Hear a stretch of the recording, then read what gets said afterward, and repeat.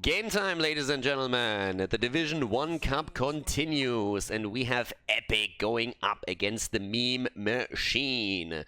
And well, starting us off in the first game, we have on Battlefield of Eternity to the left side, Kupshi on Ana for Team Epikk, Born on Thrall. We have Servos on Reyna, Wit on Tyrael, Tali on Arthas, and to the right side of the map, the Meme Machine with Death Knight on Garrosh, Smaragd on Greymane, Sugar Daddy on ETC, likely going to go into stage dive. Yeah, actually, for the off lane. Or at least Echo Paddle on 7. Martin on Rhaegar and Slake on Li Ming. And a few, and we have Trash Lightning. Fits for the map. I'm going to talk about that in a moment. But yeah, some of you might ask, well, I just watched a game on YouTube where good old Meme Machine actually lost, so how can they be still in the tournament? It's pretty simple. They were in the upper bracket and actually dropped now into the lower stands. Epikk already had to fight their way through the lower bracket here, the way that it worked out, and now the two of them go up against each other. But the loser of this particular series is actually out of the tournament, and the winner will continue to go up against Ryzing Gaming in the grand final. So just to give everyone a bit of perspective of where we are and what we're looking at. And while we're also on the topic of it, if you're watching this on YouTube and you enjoy the content, I can only once again encourage you guys, like the video, hit that like button. You might think that it doesn't really matter, but it actually does. If you enjoy the content, then definitely hit those like buttons, subscribe to the YouTube channel if you haven't done it yet. All the interactions that you have with the videos help to just promote that within the YouTube algorithm and really just show people also that this is content that is worth watching. With that said, let's talk a little bit about our bad boy Thrall, as we're still having the Tyrael and Arthas combo at the top. There's actually a lot to talk about here. So first of all, let's talk a little bit about the Arthas pick in general. This is a little bit, I don't want to call it old school, because it isn't, but it is something that has just recently fallen off a little bit for a few weeks, at least when we're looking towards the more competitive scene, towards leagues and tournaments. We're actually seeing that synergy with Reyna, and that is incredibly important if you're going... First of all, there's like so many things why this Arthas pick is actually awesome. So besides other things, it provides Reyna with a continuous slow where he can proc his level 1 talent, so that's already amazing for him.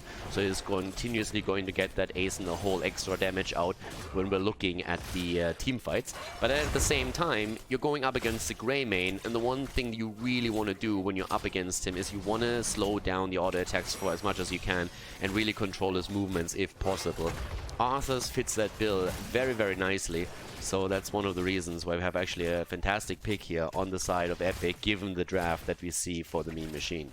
With that said, Thrall going into the Trash Lightning, which is actually a valid talent on this particular map, because you're guaranteed a lot of stacks in the mid-fights around the objective, is currently therefore in the bottom rotation and doesn't find himself at the top lane. This is another reason why Arthas actually is quite nice here, because he's a hero who can take over the solo lane, which is exactly what we're seeing from Arthas. Tali has been here for quite some time. In the meantime, we have also the Shaman camp taken now that the objective has been announced. So there's a couple of things that really already play into this. Normally you would delay this a little bit longer, but with 10 seconds on the board, they're still waiting to go for it. Personally, I'm surprised that it was taken so early on the top. Makes it a little bit easier for Arthas to defend against it, even though there is the pressure play from Sugar Daddy. Well, let's see how that objective is going to run. Now we have with Greymane a fantastic hero on the red team side to take the objective. And at the same time you have Rhaegar, which really adds a lot of additional damage thanks to the lightning shield alone. Good throw here. Jumps are coming in. Objective so far only zoned out. And in terms of the builds and the setups, we're having now Indomitable coming in for Death Knight on his Garrosh on level 4, but also Li Ming gets at least dominance. Level 7 with Calamity is of course going to make her a lot more dangerous. But already Reyna is starting to attack a bit, and look at Thrall trying to get the stacks together here. Already sitting on 3, getting another, and this is exactly why Thrall gets added value out of Crash Lightning on Battlefield of Eternity. These setups, no minions around, and pretty much a guarantee stack every single time you use your Chain Lightning around the objective, and that's exactly what Born is doing now.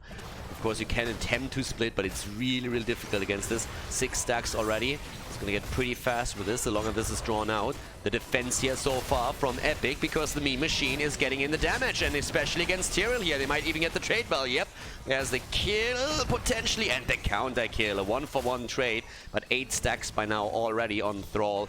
And Liming, of course, capitalizing on her strength on this map, firing away from a distance and forcing the blue team to either let the damage go through against the Immortal or soak it up. Again, the lockdown attempt here. Thrall gets additional stacks if he has the mana to drop another Chain Lightning. Doesn't look like it. And they will eventually also lose the Immortal here. Greymane again. Super powerful. One of the main reasons you want to see him on this map. He is one of the high priority heroes to be taken. And so far he's done very well in the early game for his team. But there are a couple of quests that are going to make it much easier for Epikk in the later stages of the game to have an impact. Crash Lightning being one of them. Once the Thunderstorm comes in on 16, that's going to be enhanced even more. And also, of course, the control that Arthas gets in these fights just by stacking the Frozen Wastes is definitely another big tool that they have. But the defense is there at this point. Another stack for Born as he's sitting at 9, but of course the damage that comes through the early Immortal is pretty impactful considering the amount of shields that they were able to have with this bad boy. So right now, they already broke through the wall. Oh, Tyrael is getting attacked here, but barely gets away thanks to the old runes. But we're still seeing the 4 topside fall, and that's only with the first objective. So really good start here for the meme machine as they're trying to take Epikk down in this game. Down at the bottom of the map, the 1 versus 1 as Arthas on his little snowflake is starting to rotate towards the... It's actually a little bit of a top rotation, just double checking if someone is moving in here, controlling that space a bit while Sugar Daddy is still at the bottom. But we're seeing the meme machine going for the camps. So with that said, we're actually in this situation right now in a pretty nice setup where both teams are on level 7 talents, but that added structure that has been eliminated by the meme machine is giving them a slight lead. With the level 7 talents in, we're now also seeing the Echo Pedal that we already assumed would be the talent to go for Sugar Daddy, since he is the offlaner for his team. If he picks ETC, you can be guaranteed that the thought process behind it is that eventually he is going to take over that wave clear on the offlane, might go into stage dive, very likely, could also head, depending on their idea here, into the mosh pit, but for now, fight is starting up here. Daddy with a nice stun, which is of course one of the ideas that you have with that pick in the first place. You want to deliver the stun, you want to deliver the setup. 11 stacks on the Crash Lightning for Thrall, so they're going to start and get that damage out soon enough. Another one soon coming in here too. The throw against Tyrael, but he has the mobility, he should be able to move out from this one. The grenade comes in from Ana. Waiting for the cooldown. The Druid's ready, jumps out, gets the shield over, and is safe for now. Arthas, meanwhile, taking care of the top lane. Teams are both now heading into level 10. And as it happens, Team Epikk is a little bit farther ahead here. Epikk actually looking good with this. Half a level away from level 10. Going to be strong and keep your eyes on Born. I mean, Thrall already sitting at 13 stacks. And he has 13,000 damage at this point. More than Liming on the other side. A lot of this is, of course, poke damage, but that is going to be increased heavily. And Jimmy can capitalize on that, and he's already trying to do exactly that. Can, of course, always attempt to control Garrosh, exactly like we just saw with a penetrating round, but Kopshi way out of position here. Didn't follow the moves of the rest of the team and was all of a sudden completely isolated. And that kill, of course, is fantastic for the meme machine as they're trying to look for the Immortal once again. Death Knight needs to be a bit careful as a lot of damage is going to be pushed on him. Level 10 abilities should be ready for both of the teams soon enough here as Epikk is trying to defend. They have the level 10s, but they're still missing their support. Ana isn't there yet, and that's a massive problem. Halftime show already won by the meme machine. The death of Ana, a huge setback in that second Immortal phase. That could have definitely gone a lot better for them. And it is the mosh pit, by the way. No stage dive on the 2-lane map, trying to get some mosh pit value here later on. Cursed Bullet as well. 5 versus 5 setup finally, and Ana is now heading farther into the back line, making sure that she can't get jumped on as easily anymore. 16 stacks on the Crash Lightning, make that 17. Decent job here so far by Born. Lockdown against Garrosh. They're trying to go for Death Knight. Here comes the lockdown attempt, but the Indomitable gives Death Knight the ability to move away from this. Sugar Daddy also low. Daddy, oh, barely gets away. Daddy gets out. The dog, on the other hand, gets still attacked down here. One of the two dogs.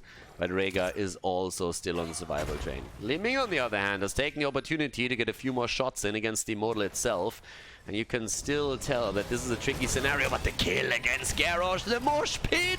Li Ming tries to get the kills, and they get one against Thrall, but not before he gets another Chain Lightning through. Now ETC himself is in trouble. Arthas is trying to go in and take him down. They're going for Rhaegar instead. Martin dies. That's the second kill right there. 2-for-1 trade for now, but Slake goes for the Immortal. He wants to take this quickly, and you just look at the Immortal pressure, and it's starting to get a little bit insane. Because it's still 100% nearly on the other side.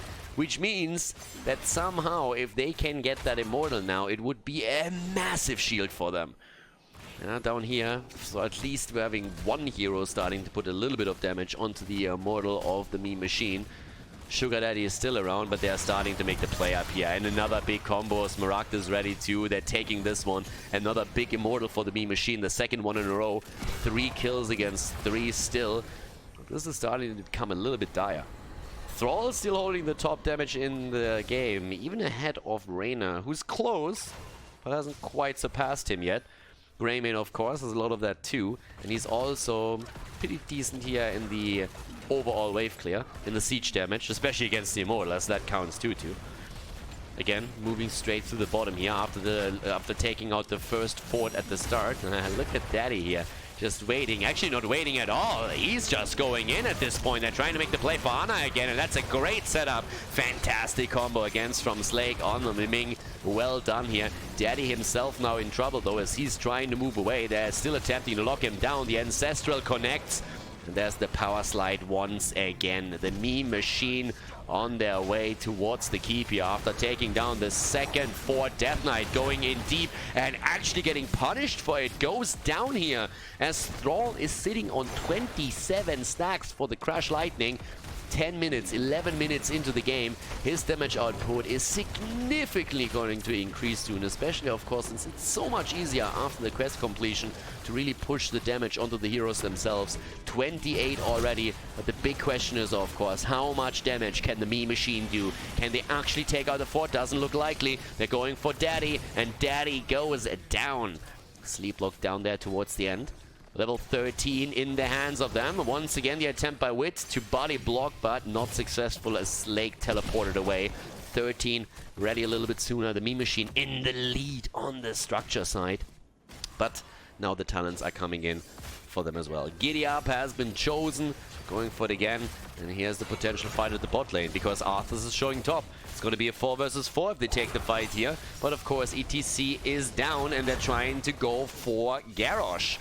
Camp is about to be taken. Slake wants to work a bit more damage in, but can't land the combo here. And it's getting slightly dicey. We're still seeing them moving straight there through the middle with the camp now. Of course, you have to deal with the catapults at this point. But the big thing would be the completion of the quest talent here. Chain Lightning already doing some work, but here's the attack. Thrall uses the Earthquake. Daddy, he misses the slide because Slake pushes the target out with a wave of force. Once again, the chance for another Chain Lightning. There's another stack, and that's the quest completion right there. And that's also the death of Greymane.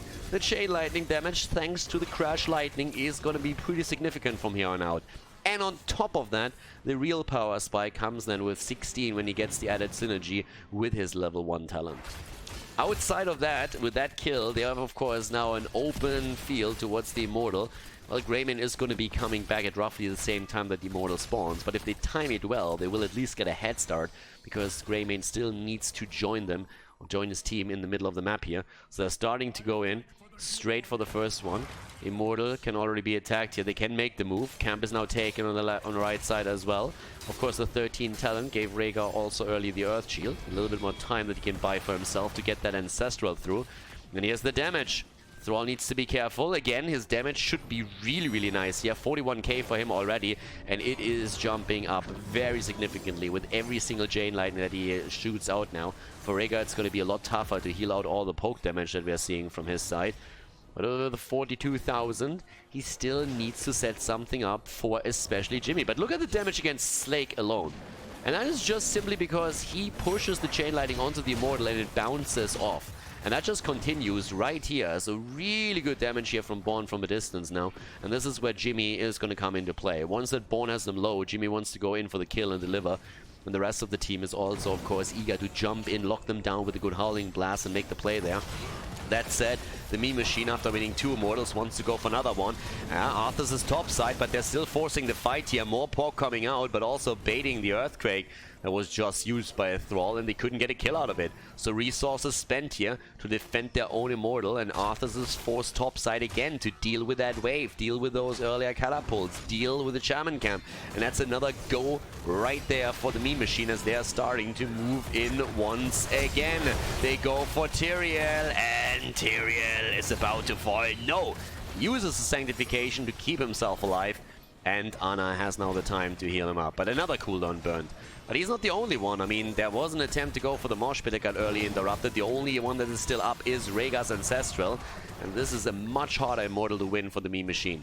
Also in terms of experience, despite the fact that 2 forts are down, Epikk is more than keeping up. They're actually ahead right now. Obviously, they have the kill advantage, but considering that 2 of their forts have already fallen, that is still pretty significant. Keep in mind, as we were heading into this entire battle, Thrall was sitting at roughly 40,000 damage. By now, he's already at 51, and that shows once again the power that you have with that poke. Nice dodges also on Death Knight's stun attempts that we've seen the entire time. Ooh. The Raider gets actually destroyed by the Immortal here, but more and more poke coming in now from Thrall, but no kills. Oh, the lockdown attempt against Slake. If that Wolf connects, that would have been the end of Liming right there. But they're getting pushed into a passive stance once again, trying to simply get a bit more hit points and mana right over there at the fountain. The attacking attempt to go for the halftime show once more. Daddy with a slide. This time he hits Tyrael, but he's not able to get past him. The Howling Blast is the counter right away as Liming attempts to create some space and save ETC here with a wave of force. But both of the teams here still fighting for it. Bot lane is a problem though. Double catapult on the keep. You have to deal with that eventually, and they're giving up the halftime show as a result. They need to deal with the lane pressure. That's the biggest problem right now on Epikk's side. And it comes because of those 2 forts that were taken down. Top lane is also getting pushed now, and Epikk has to flip the switch. They have to at some point just say, okay guys, we need to go for it. They might wait for the 16 here, because it would give at least Thrall another thing. There comes the Earthquake. Ancestral. Oh, nice setup against ETC, and again the Sank right on top of Garrosh and the kill. But the Immortal is low. It's very low, and Slake is trying to get the damage in. More poke over here. Oh, but Martin and Sugar Daddy barely get away from this one. Now the 16s are in on the side of Epikk, but Liming gets the damage in. Ana in this case actually eats all of it. They're trying to protect the Immortal. And Reyna is on the job right now. Liming is looking for angles. Greymane is looking for an opportunity. They're getting zoned out well, but it is a close race. And Slake is now changing the angle, trying to set another combo up, and he's doing well with this. This time Tyrael is trying to get as many as he can. Greymane goes actually down. Daddy willing to sacrifice himself just to get this one. Another big combo, and they are actually still losing it. Wow, winning it actually, my bad. They actually won it, but they're sacrificing ETC and they sacrifice Greymane. Ooh, not sure if that was worth it in the end. I mean, that Immortal should be burned down really quickly. You can't go in too deep losing 2 heroes like this. Let's have a quick look at also Thrall, who should look really, really strong at this point with that setup. Look at that damage, 67,000 by him right now. But they need to burn this down as quickly as they can. There's an attempt at the bot lane instead to go for the keep because it's so low already thanks to all of the catapults that have been poking against it. But they're trying to get more kills. Indomitable is being used. Not making the play for Martin here just yet. Top lane gets defended only by Jimmy, but ETC isn't here yet either. So they have another chance to go for Garrosh. Cleanse comes through this time, but oh, this is bad. The Ancestral with the save. Oh, well, and thanks to them actually still having the after effects of the Earthquake in play, they are also able to walk away from this one. Nano boost, by the way, on Thrall pretty continuously. Look at this one, by the way. Both of these keeps are so low. And that pretty much means that at this point, Epikk just can't lose a team fight. If they lose a single fight, the least that the Meme Machine is going to get out of it is double keep. And then you have continuous catapult pressure on those lanes, and it's going to make your life an absolute nightmare. Oh, well, here comes the attack against Sugar Daddy on the other hand. The poke is there. Cursed Bullet on Dali. Drops the army. They're starting to go in. They're starting to make the play. They're starting to go for the kill. And the Howling Blast misses. Can they lock down Smaragd somehow? And they cannot. But those damage points through the Crash Lightning are coming through the entire time. 80,000 damage by now on Thrall. And it's just stacking more and more. But, oh, the Mosh Pit interrupt. Well played here. The taunt is there too. But they go for Sugar Daddy and ETC goes down. That might be the kill that they needed. They focus their attention onto Garrosh and Garrosh dies as well. The double kill, the Sanctification being used. You have to be a bit careful here, but they are all of a sudden running the momentum. And in experience, they're already far ahead. 18 versus 17. Epikk gains momentum. They haven't lost their keeps yet. Both of them are low, but they haven't fallen yet. And now the first structure falls on the side of the Meme Machine as Team Epikk goes in and takes down the first fort. They're trying to invade the Shaman camp, and they need to run that momentum now. They also will get the first shot at the Immortal, as we are seeing them spawn in only 3 more seconds, and there's still 10 for ETC to come back. There's 13 for Garrosh. The camp is going to be taken. There is nothing that the remaining heroes of the Meme Machine can do about it. Can push a little bit of damage in, but that's it.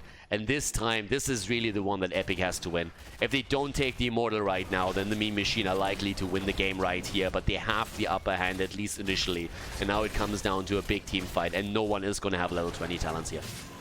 Not anytime soon. 19 against 18, that's what we're looking at this point. And here comes the attempted burn on the Immortal itself. But yeah, it's time to face the music here, and the top lane, of course, is going to pressure.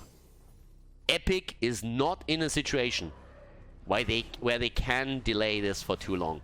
They have some space at the top lane, don't get me wrong. They have a little bit of space here, but the catapults are going to keep pushing, and eventually that keep is going to fall and the core is going to get attacked. So Epikk has to make a decision. Can we stall this long enough to get level 20 for ourselves? Do we have to flip the switch? How much time do we have? Arthur's rotated topside. He wants to delay this for as long as he can. He wants to get a little bit of experience. The chase is on, and immediately at the bottom of the map, they're trying to make a quick rotation, maybe even towards the keep itself. And yep, they're going for it. They're trying to take the keep here. They're actually trying to force the fight right now. They don't want to fight around level 20. They know it's scary, but here comes Thrall, and Thrall goes fully Ming. Oh, the Ancestral is already there. Sanctification on the ground. Here comes the Mosh Pit. Once again interrupted. The kill against Garrosh, and this is a bad spot now for the Meme Machine to be in. They lose the second. 20 is in. They lose a third. All of those ugly orcs are down as we have Rhaegar, Garrosh, and then also Greymane fall. And that should actually be it. At this point, I mean, I guess they're trying to backdoor, but ETC and Liming are not really the two heroes that are going to just take down your core. Especially since we're seeing that Immortal fall here as well. So they make a wise decision in just determining that they need to come back. They're going to try and buy some time for the rest of the team to be there. Keep in mind that Immortal still has to go through the top lane. It still has to go through the top lane, and that means it has to go through the wall, has to go through the fort, and through the keep. So there is definitely a chance that you can hold the core. Even though that push is going to hurt, there is a chance that you're able to hold the core. The one thing that you can't do now is lose another hero. So especially Slake needs to be careful. Slake needs to be very careful here. Yeah, he uses that teleport right away and jumps out. But already eating a lot of damage in the process. He's not the only one that has to be careful. The same goes for Wit, by the way. So the fort is down. The Immortal is still on 30% shields as they are moving out right here. The entire game, the team fights ended in favor of Epikk, but Meme Machine won most of the Immortals, but now all of a sudden that has changed. Once again, they're going through the side wall here, trying to ignore that. 20 isn't ready yet for the Meme Machine, but they're firing away with everything that they have, and they're actually burning down that Immortal pretty quickly. But can Epikk get a kill? That's the big question. Here comes again the Earthquake. They're trying to go in. Still buying a little bit of time. More damage against the Immortal. Slake trying to make sure that they can't core, but of course that's exactly what Epikk is looking for right now. They're looking for that core. They're looking for the finish. They want to end this right now, not play any games any longer. They're moving in. Here comes the Mosh Pit attempt. No, not quite. Well, the cleanse was there, but it didn't Mosh Pit, and now that's the end of it as we have the massive focus of Epikk onto the core, and the Meme Machine goes down in game number 1 as Epikk takes the lead.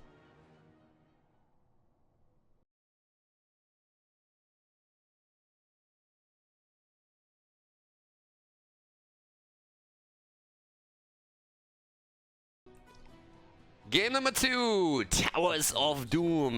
Epikk in the lead against the Meme Machine as we're heading into our second match. And well, so far, Epikk has looked pretty good here. Keep in mind, the loser of this series is out of the tournament. The winner goes up in the grand final against Ryzing.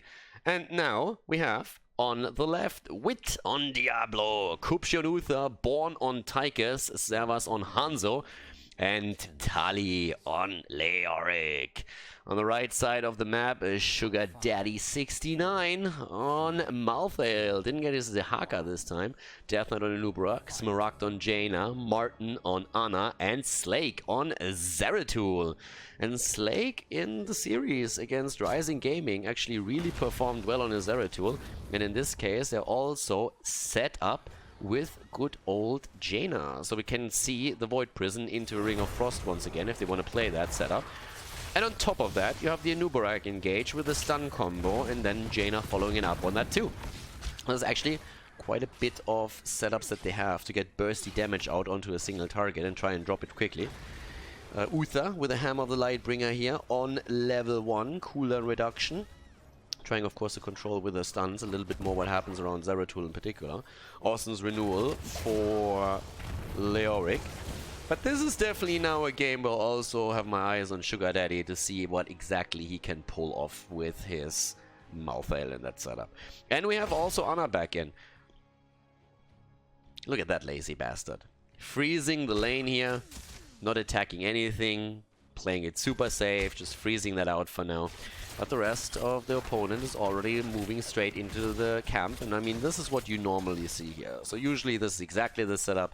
It's quite typical where both of the teams go for their own camp. It's a more passive approach in the early game. Sometimes you see a really aggressive team trying to immediately invade the opponent's position. Doesn't really quite work in that setup. Nobody really confident enough to say, okay, we're going to get that early game kill. And instead we're just going to see that even trade between the two camps that are now more or less negating each other down at the bottom of the map. Zeratul in the late game, of course, going to be super powerful. I mean, his cleave build is still insane.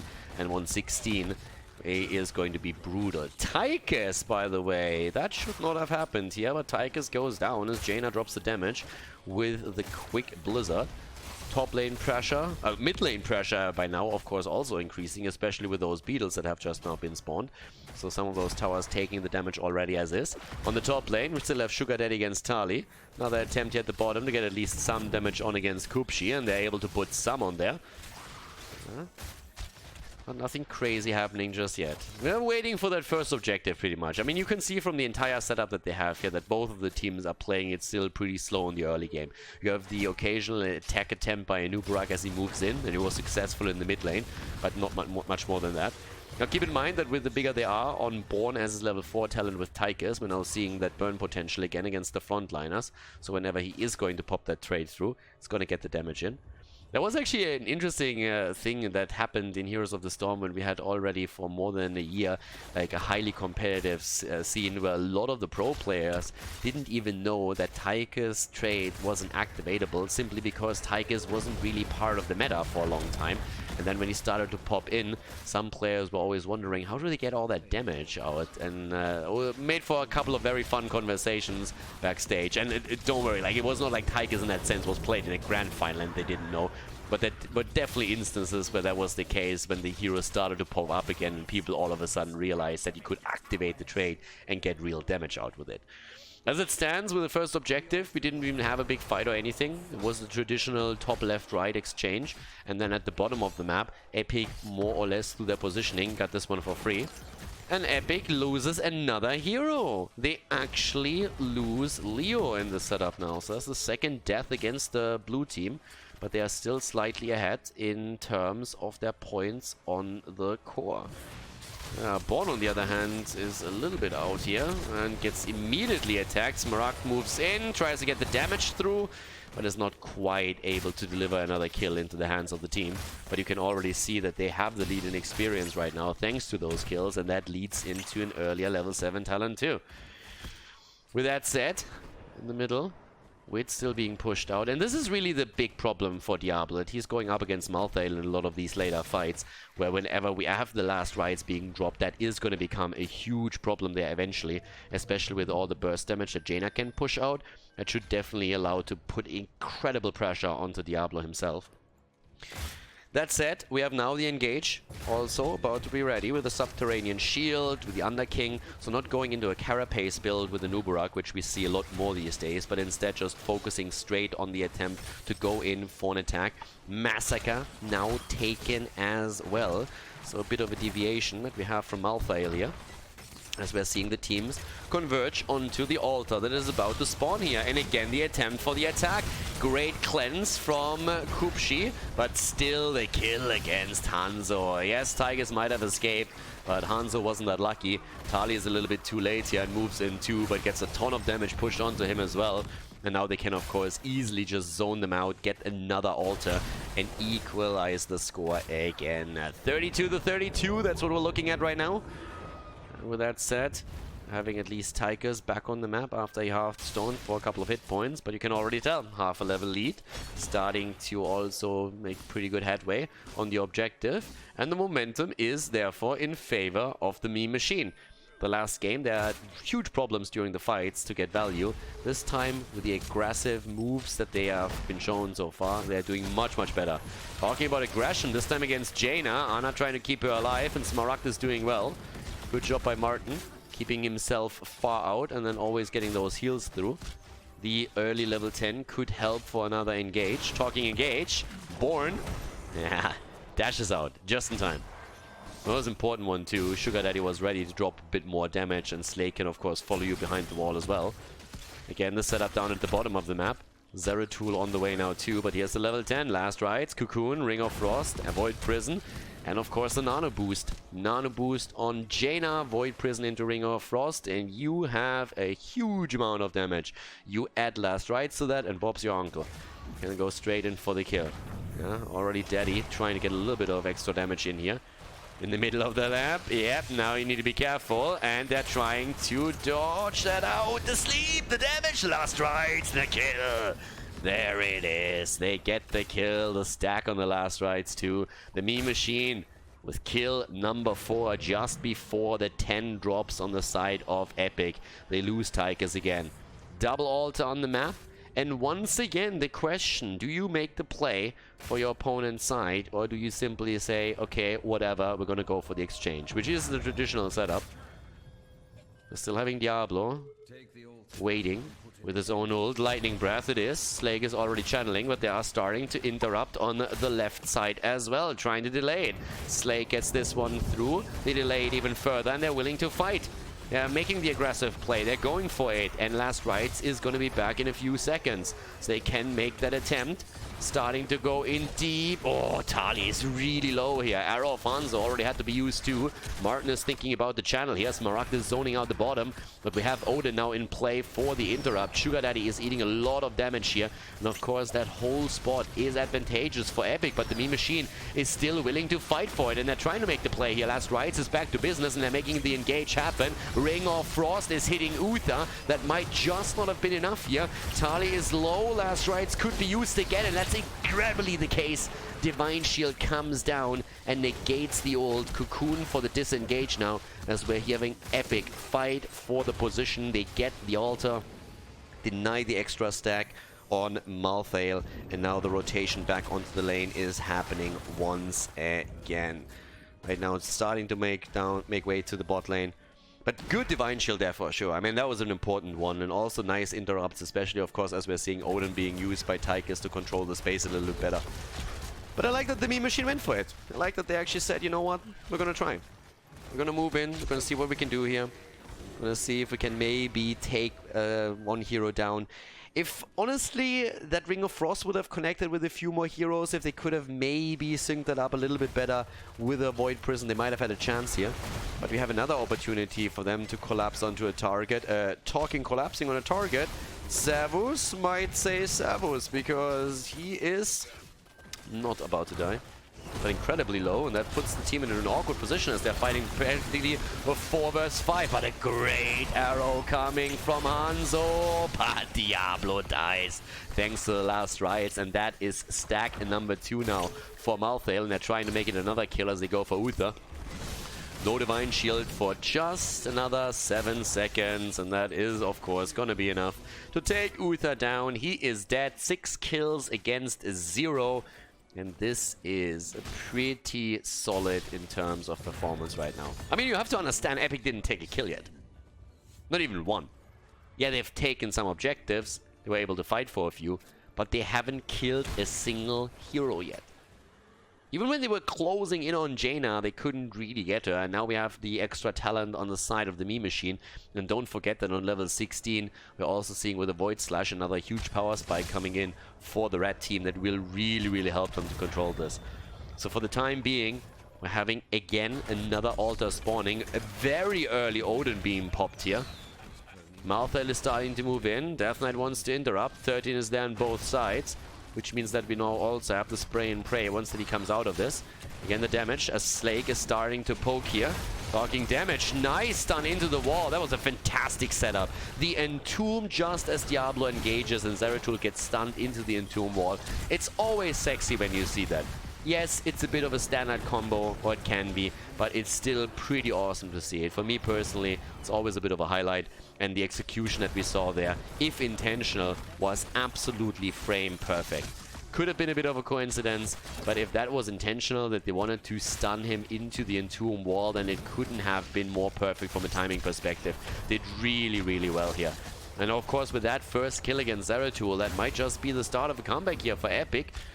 When it comes to the kill count, haven't really seen any moves against the structures yet, so we haven't seen a single bell tower fall yet. Now once again Cocoon comes in as they engage. They're trying to make the play. Uther is back to business, still has the Divine Shield, could use it, but it's a bit too late. Hanzo is already down. They're trying to make the play for Jaina, but Tychus has fallen as well, and that double kill allows them to make even a bigger play now. Trying to go straight in the Ring of Frost. Oh, the double kill. Another stack for the last rights. 3 in total. Death Knight survives, got trapped behind the gate for a second. But just as I said, nobody has made any moves for structures yet. We're all of a sudden seeing the meme machine taking a massive dump onto Epikk. An epic dump, so to say. And start moving in on the bottom bell tower to grab this one. And yep, that is going to add to the momentum, especially since we're talking triple altar phase right now. We're talking triple altar, and that could hurt a lot. I mean, really a lot. We're having 24 against 28 on the core right now in favor of Epikk, but that's going to change soon, especially since we're now also looking at level 16 talents on the side of the red team. And with that, we're having now also Epicenter, we have Void Slash. It's pretty nasty. You should at least get 2 of these altars. Should at least get 2. And of course, at the bot lane, we have also the mercenaries being pushed through, and that's in total 6 that you have to deal with. 1 channel already happening, 3 against 5. The exchange favorable, obviously, for the team in red, and they get the top right. They even make the play for boss now that they have vision at the bot lane. And that's just shots fired the entire time. 18 against 21. Boss is of course going to be taken 2. Nothing you can do about it. And it comes at a cost, as we are seeing to the bottom of the map. The bell tower reclaim, but the 4 shots up here top are still going to be fired. They make use of that level 16 talent advantage. They know that Epikk doesn't really want to fight at this point because they are talent down. So they are using it as much as they can to gain even more momentum. 14 against 21 points on the core right now. 10 kills against 1. 154 stacks for the level 4 on the side of Malthael. And those 3 stacks that he has currently on his last rights aren't too bad either, because that's a 15-second cooldown reduction that we're looking at. That isn't too shabby, to be honest with you. If you get another few in here, you're looking at a really low cooldown that you can just use to spam out that ult however you want in those team fights, and that will make it very difficult for Uther to deal with the situation. Because Uther so far had always the option to get the Divine Shield out, but that's a really bad cooldown trade for you. And that's something that you have to respect. talking about bad trades, looks like, yep, Diablo is down here, even using the ult before. The great cocoon against on Uther. We've seen this a lot now, and I really, really like it. They know that the Divine Shield can ruin these plays. If you have a burst damage dealer on your side, Divine Shield is something that can really annoy you and throw a wrench into your plans. But right now, we're having that continuous cocoon from Death Knight. Whenever they make the engage, he knows exactly when to drop it and who to drop it on. So they have an easy kill against Diablo, and then afterwards they can focus on Uther too, which is exactly what they do. 12 kills against 1. Another play for the bottom bell tower. Minions pushing in. That's an easy grab right there, especially with 2 heroes still dead. And of course the double altar on top of this now as well. Yeah, maybe an attempt to steal this one away or at least delay it. At the bottom they won't be able to do anything. But they're actually looking for a potential kill here even. Oh, well. Bottom gets channeled. Jaina is there. They're starting to make the play for Leo. Good damage, but not enough to take him down. Cooldown is still pretty significant, but there's another 5 shots fired. And there's the Void Prison. Jaina is still not here. She can try and make the play on the other hand for Tychus, which is exactly what she does. In the meantime, Diablo dies, and so does Leoric. Down here, we still have Born in trouble. Uther also rather low, but that's the end of Tychus. And with that triple kill, we're looking at 15 kills to 1. Last map, Epikk took the victory, but the meme machine, they are mad. And they are taking the map. They take another big channel, and that is now only 4 shots, 4 points remaining on the core. And of course, the rotation comes mid lane. You have 3 heroes down on the other side. You can take another one of these bell towers, or at least start dropping the damage in. Boss is not going to be up for another 2.5 minutes, so they can't play around that. But we already have Slake on Zeratul starting to put more pressure onto the bottom of the map with another mercenary camp. And in the mid lane, they can still grab this, but they are trying to make that play. They're looking if maybe someone tries to grab this one at the bottom and try and take this one. Keep in mind, they can also escort the mercenaries in. And look at experience! 20 is so close right now. 20 is so close at this point, but now we're actually seeing, yeah, them escorting the minions through. If that's the case, there would be only 1 point on the core left for Epikk. They're desperately trying to defend this. They are desperately trying to make some plays here, but it's nearly impossible at this moment. They're doing whatever they can, and they will be able to defend it for now. But the bottom bell tower still belongs to the meme machine, and in the middle we have Sugar Daddy taking another one. So that's currently 5 bell towers under the control of the red team. The engage against Diablo again. Yep, the cleanse is there, the hand of protection, even the Divine Shield coming through. They're trying to make the play for Nubarak. That didn't quite work out. There's the Ring of Frost. There, the kill against Tychus. Leo down, and holy shit, everybody dies. Zervas is about to fall too. Nah, Malthael even suiciding there. Death Knight is looking at that kill. Zeratul really wants it, and he gets it! He actually gets it! Slake, you little badass there. He actually goes in deep and gets the kill. Not that it really mattered, because any of these 2 bell towers that we have on the map right now is gonna end the game, obviously. But 20 kills against 2. This was not only a victory, this was a statement as the meme machine forces game number 3 in the series here at the Division 1 Cup.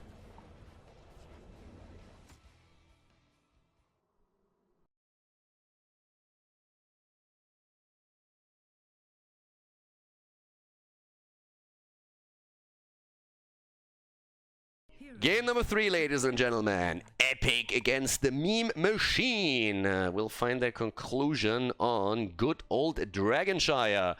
And well, to the left side of the map, we have Tali on Dehaka, sneaking it away from Sugar Daddy, who loves to play with that hero. Good global for Epikk on the map. We're currently seeing Wit on Garrosh, we have Born on Jaina, Kupshi on Malfurion, and Savas on Junkrat. On the right side of the map, Death Knight playing Tyrael. You have Smaragd on Reyna, Sugar Daddy on Malthael again. Worked well in game number 2, when I played in game number 3.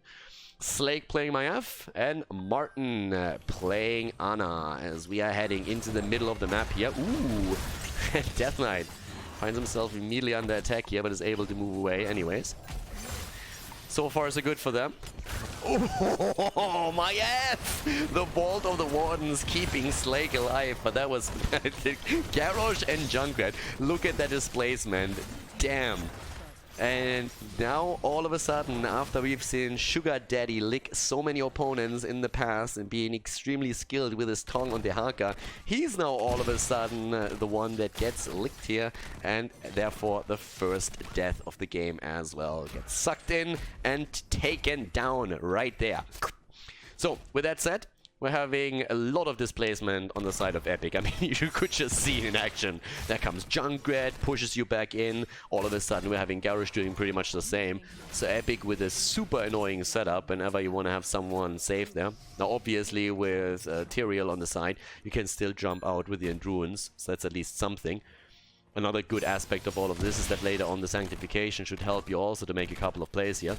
But at the same time, we are now having up at the top lane, Dehaka as a global. That is an added advantage here outside of all the displacement that you already have that you can use for your 4 versus 5 setups that you can try and get here. And this is exactly what they're going to try and do. So down to the bottom of the map, we're actually seeing not really a lot of action because both of the teams opted to go for their own bruiser camp. And that means that at the top lane, we're going to see a pretty even mix here with Slake offsetting the balance. This could end up with a massive push on the top lane. Already trying to pressure Tali a little bit. Nice dodge here, an attempt from Dehaka to turn that around as both of the teams are focusing now on their Siege Giant spot side. But with this 2 versus 1 setup at the top and the bruiser camp, this could definitely be a really dicey situation for Dehaka because it's going to have a tough time defending against all of this. And that's why Jaina rotates up now and tries to get some additional damage in and drop the Blizzard to have that wave clear ready. And that of course allows a bit of a time window for the Meme Machine where they can try and feel the superior force on the bot lane and help their own Siege Giants get some value.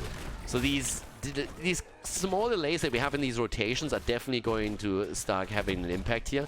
And the impact that we have at the bot lane is now the 3 versus 1 setup with those Siege Giants. And that's something where they might get a little bit of value out of it. At the top lane, it already helped them to drop the tower to half HP. Now in the middle, of course, always one hero ready to go for interrupts if they're needed. With the level 4 talents, we're now also seeing the Strangling Vines. Yeah, that is going to help, and Anna's trying to keep the hero alive. Good damage also against Smaragd here, but he's not the only one who's receiving a lot of damage. Wit is another one. He got zoned out for quite a bit, but Tyrael just doesn't have the 8-point pool to do that for much longer, and that's why he had to move away here. Well, up to the top, Dehaka still locked into that fight with Malthael, who missed the wave there, couldn't jump in, was hoping that he doesn't have to walk around here, but is still, of course, able to take the entire minion wave. A minute and 30 on the cam, so they won't be able to get that anytime soon. It's a single kill that we saw at the early stage of the game against Malthael that we have so far. And of course, Dragonites can be delayed by quite a bit if you have a setup like this.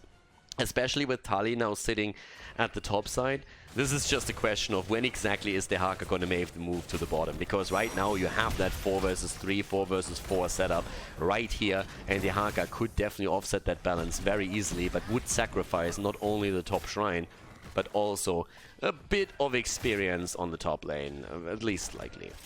So now with the level 7 talents in, a bit of commitment down here to go for another bruiser camp. If you control that camp, you can always try and make the pressure play right here. It's pretty important to also anchor that. That's exactly what we're seeing Junkrat now attempting to do, but with a 4-man commitment, they are going to get this one for sure.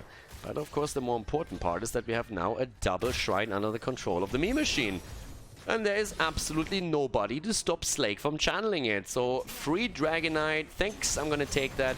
It's the Walmart special, you get a 2-for-1 here, full value, and Death Knight goes down. So at least they're getting a kill for it, sacrifice himself into the minion wave here to get at least that damage out.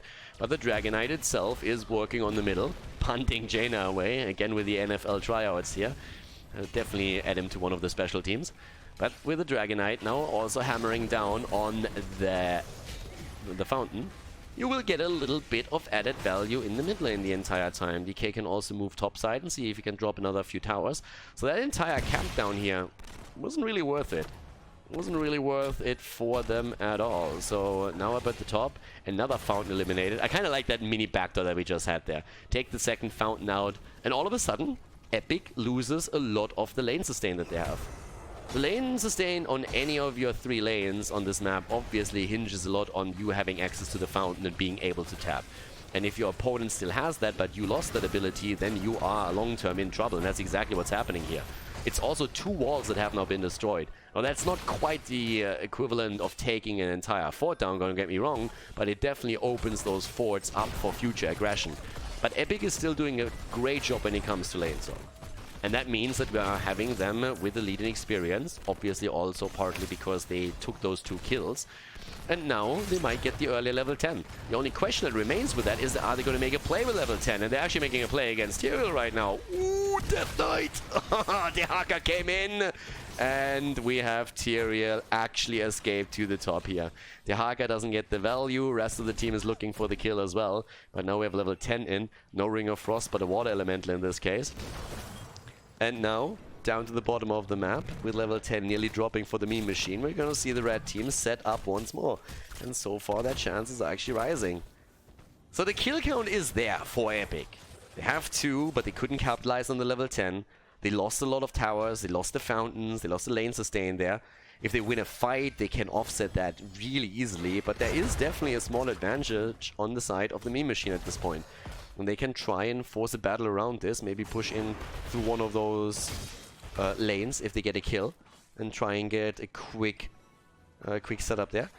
We're having also now, of course, again last rights, this time Hyperion, by the way. We're basically just on, this is one of the cool things about Reyna's setup right now. Depending on the map, you can really go for both of these ults. Reyna's Raiders, of course, allows you to also scout bushes and control positions a little bit more.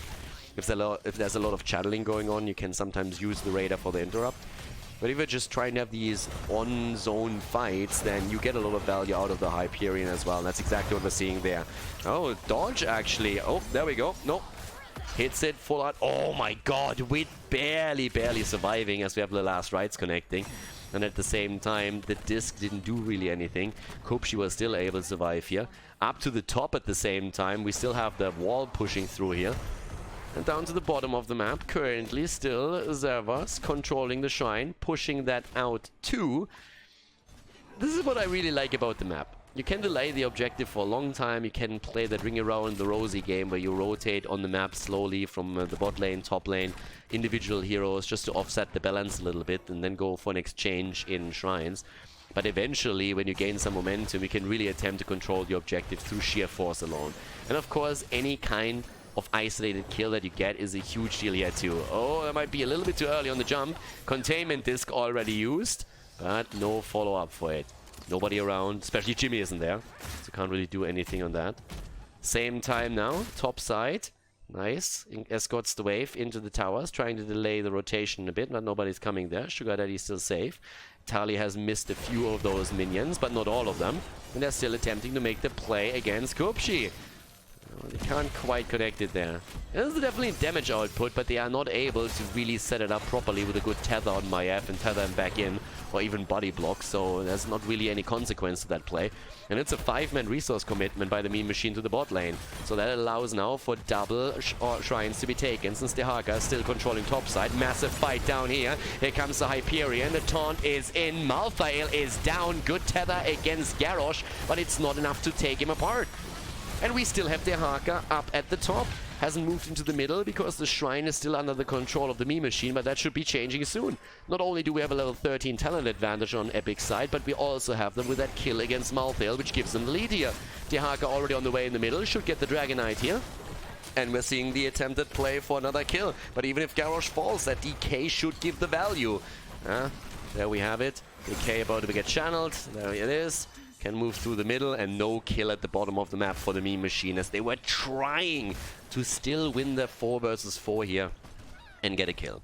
Didn't quite work out for them, but now mid lane, we're having the push once more, straight for the wall here.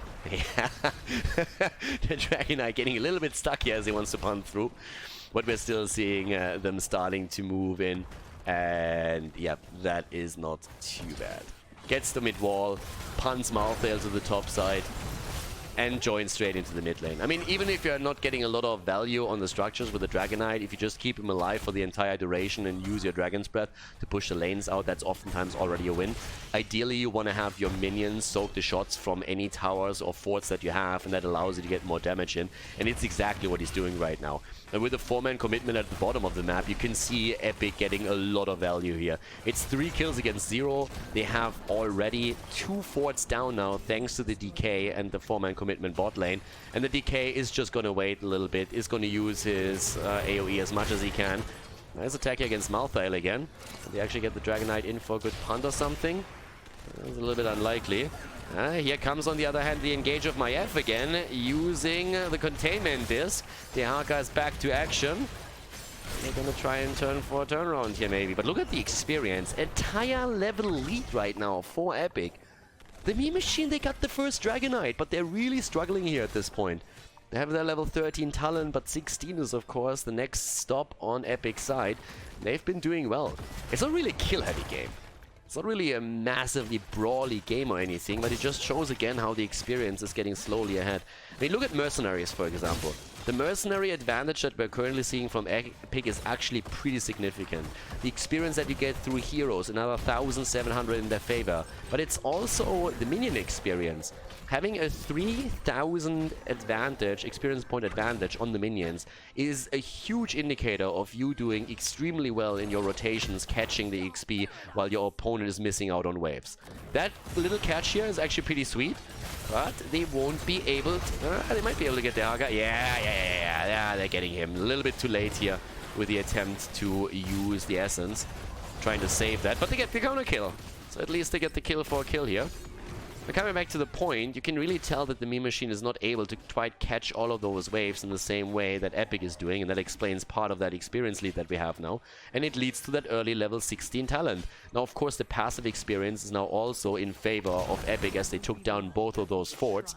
But with those advantages that they have in stats through level leads, in talents through the same, and those camps on the map, we see them now with a massive push around level 16 talents at the bottom of the map. Yes, granted, top side is doing well and very likely is going to get a fort, but you're already talking about keep damage at the bottom of the map here, 12 minutes in, and they're doing really well with this. And you have a lot of value with this right now, and you have Dehaka as a global that can join that fight too. They won't be able to quite get that keep, but they're still able to do a lot of damage here and open that up. So if they at any point get another Dragon Knight, you have an opportunity there. Dehaka could burrow down, but doesn't see the need to do that just yet. Good damage. There's the taunt. Can they follow it up? It looks like, yeah. There comes the Twilight Dream, and that's another kill against Sugar Daddy. Malthael goes down, and so does Tyrael. Aspect of death, my ass. The only thing that he's in, I mean, he's more dead than life at this point, but he's not really contributing to a lot of heroes dying on the other side. 6 kills against 1. Dehaka is part of this now as well. And, well, the map is open. Now someone has to move back and deal with this. And this is, again, experience that you want to catch for your team. But Servas on his Junkrat is already at the bottom of the map, making sure that he's getting control of one shrine. Dehaka is moving, I guess, topside. Someone should eventually hearth and get this one right here. But they're, of course, also looking at a DK right now. But that's a lot of experience lost. And I don't think they can get a Dragon Knight just yet. 16 versus 16. I'm actually surprised that nobody catches this. That's 2-3 waves that you have right here, but they get the Dragon Knights. Okay, I stand corrected. I did actually not expect them to get the DK. Tali was doing well at the top, holding it for this long and not even dying. I would have gone for the safe play here. Gotta be completely honest with you. They risked something and they got rewarded. Gotta comment that for sure. Took a risk with that. Lost a lot of experience on the lane, but got a Dragon Knight, and that Dragon Knight is getting keep bot lane. So great decision here from Epikk. Was a bit more of a risk, but it definitely paid off. And they are now reaping the rewards. They get the keep at the bot lane. That's an easy one for them. They didn't even lose a hero. So job well done. And the Dragon Knight can now rotate, maybe into the mid lane, try and open up the wall here. And of course it's the experience that also still keeps them in a 2-level lead, and thanks to passive experience after the keep has been taken down, that helps them as well. So they're starting to make their play. Nice Vault of the Wardens by Slake. Doesn't get punted away in this one, but the story is still the same. The Dragon Knight, 14 minutes in, is hammering away at your wall, taking the towers down. And that right there is going to be another opening for the late game for Epikk. And this is starting to get worrisome for the Meme Machine. If they lose the game, they're out of the tournament. The winner of this moves towards the grand final against Ryzing Gaming. Slake again with the jump away. Again the punt. 19 nearly on the board now for Epikk, which brings them closer and closer to level 20. And the Storm Talons, of course, being the big deal here. Yeah, but here's the disc. And immediately the Riptide again. Riptire for the deterrent. They're going in. Hyperion Sanctification are being used. Great setup. And that should be a kill. And it is a kill. Garrosh goes down. And that's the second stack for Malthael. And he goes in for kill number 2 and kill number 3. Tyrael with the final blows here. And the triple kill brings the meme machine back into this. Now an opportunity to grab a couple of mercenary camps, to take a couple of structures down. And they're already working on it. Invade your opponent's side first. Always when you have that big of a lead, opponent side first and take the safe one later.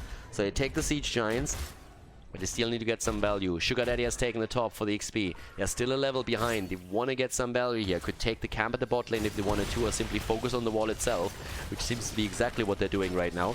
Malthael is catching the experience in the middle in the meantime. Very little that Epikk can do right now. For them, the job is to simply sit tight, don't lose anyone, and try and soak as much of the XP as you possibly can. As the rotation to the bot side, wall has already been opened up, but that's the opportunity for Meme Machine to come back into the game. They know, though, that it's still, even with those 3 kills, not an easy endeavor, since we are having the blue team getting closer and closer to Storm Talons. And those Storm Talons alone could really make the difference for the next Dragon Knight. Especially if the Haka is able to create an advantageous situation in terms of numbers for Epikk by borrowing onto the other side of the map. So they gotta do something out of it. Not really any structure if you think about it. They took camps away from their opponent. So they took camps away from the opponent in the sense that they're now not available to Epikk anymore. The camps obviously also did a little bit of damage. They're taking their own now, so even more pieces off the board right now. And more experience for the meme machine. But of course their goal is to just delay all of it until they have the level 20 talents as well. And then play around that. And that's what we're currently seeing here. But we have now the 20 talents for Epikk, and they are of course very, very eager to try and force a fight around that as quickly as they can. Zervas is still at the bottom. The Haka is already starting to make the rotation top. They're already positioning themselves here, but Meme Machine are in a decent spot to get their level 20 talents. They're still delaying this a little bit, keeping especially Garrosh, of course, at bay. But thanks to them holding on to that top fort and also the fountain, they are still able to tap that whenever they want to. They rotate away, again the ring around the rosy game, where someone is going to make the rotation bot side to take control of the bottom shrine. And it just gives you time. And time is all they need, at least for now. Level 20 is in their hands. And Maiev is actually going to be the one that rotates back down to alleviate some of the pressure here in the middle. As of course now the Dragon Knight is being threatened. And once that Dragon Knight is being caught, I mean 70-80 minutes in, you can bet your ass that Epikk is going to win that game if they get another decay here. They can just go for core. I mean, at this point, the bot lane is wide open. But now, this is starting to become a little bit more even. You have level 20 versus 20, and that gives us, amongst other things, also Execute, which of course is even more damage right there. And on top of that too, we're seeing Maiev with the Shadow Orb Huntress. So, a good chance right now to try and find that kill. Maybe go for Jaina if you get a chance there. They're going to be trying to. Nice top lane pressure, thanks to that bruiser camp that was left a bit earlier. So that has been taken from Epikk at a really good moment in time. Massive push here. Even the catapults won't be able to do anything about that. And Tali's moving in to just strengthen that push even more. And they're going to get massive value out of that.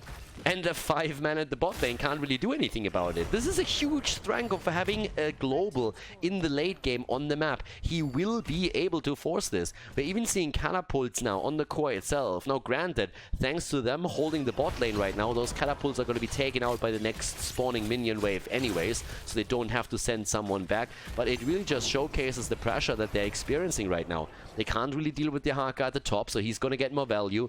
They have now also not another minion wave coming through the bot lane for a little bit more, and they need to deal with that situation here. But all of this is creating time for the Haka. Here comes the kill attempt even against Malthael. Sanctification is already out. The Haka, of course, now moving into trying to find the dragon to kill, and there they go down. Reyna dead, and Tyrael is eliminated too. And with 2 dead already and the rest being taunted here, this is just a huge problem. This is a massive issue for Meme Machine. If they lose more, the game's over right here. Martin is already about to die against Jaina. Barely is able to keep keep himself alive thanks to the sleep dart, but Maiev has fallen in the meantime, and with Maiev dead, we're already seeing the team starting to move through the bottom. In the middle, Zavas is going for the Dragon Knight, and now 20 minutes into the game, this should be lights out right here. 10 kills against 4 as we have the blue team moving through the bottom of the map. They're trying to make the play for Martin. Even Ana is still threatened as we have another 25 seconds for the heroes on the red team to come back.